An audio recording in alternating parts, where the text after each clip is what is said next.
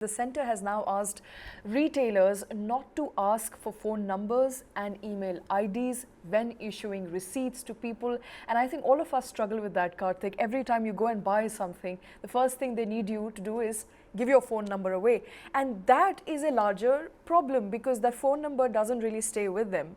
In addition to being bombed by spam messages and calls, we now know, and there is proof, ample proof out there, that these numbers are easily available in the market to or every person who wants to sell you that credit card, give you that loan. And so I think it's a good move all in all. Or do a cyber crime on you, or fraud you of your savings. Yeah, absolutely, track you for a cyber crime. I think this was long coming, and I think the statement should have been released much earlier, as we saw the boom in telecom and overall the proliferation of internet usage. But yeah, what do retailers really ask this number and this email ID of yours for? Eventually, everybody wants to build a loyal customer base, and I think marketers are very cognizant of the fact that you need to know who your customer is, so you can customize offers for them, you can communicate those offers to them, you can interact with them, and that obviously borders spamming in a lot of cases. So I think it's good that there is no compulsion on sharing phone number or sharing email IDs. But I think marketers are also fairly smart. They will want to still get in touch with you, and they will want to understand who you are and what your number is, what your email ID is, so they can reach out to you whenever required. They have a new offer, they have a new scheme. They want to just reach out to you for any new launches, anything else.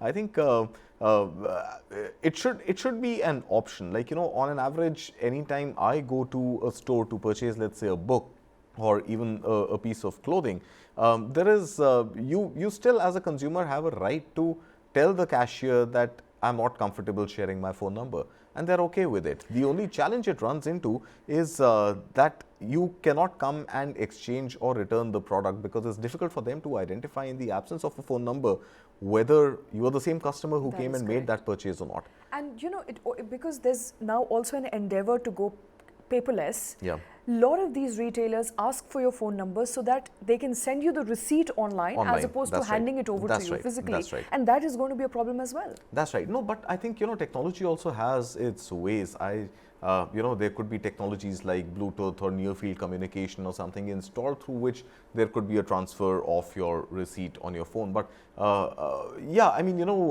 can you prevent, let's say, airlines from asking you for your phone number or email ID? You can't. Can you permit hotels to not take your to not take your phone number, your email ID? I mean, how do they give the reservation confirmation details back to you? So I think it'll have to be looked at from multiple prisms, multiple perspectives, and it needs to be a level playing field at the end of the day. It cannot be restricted only to retailers operating, small shops or big stores in malls, etc. But airlines, hotel industry, banking, all of them obviously need your contact details, contact information, banking, etc., even for KYC, but hotels also, because they have your Aadhaar card, which is also technically not mandatory. You can refuse sharing your Aadhaar number or a photocopy. But these are practices which we are aware of. I think what the government should instead insist on, and this is where technologies like blockchain can come in, this is where other solutions by private organizations can come in, that the objective has to be spam reduction.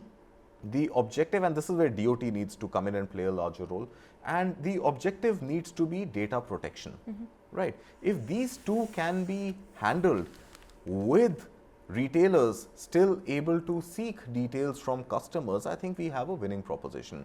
But I think a blanket refusal is not going to do good to the way AI, machine learning, learning algorithms try to make sense of your tastes, your preferences, recommend products to you, and customize deals which can then be communicated to you. So I think it has to be a much broader ambit rather than just a blanket ban on certain retailers, certain stores, etc. Okay.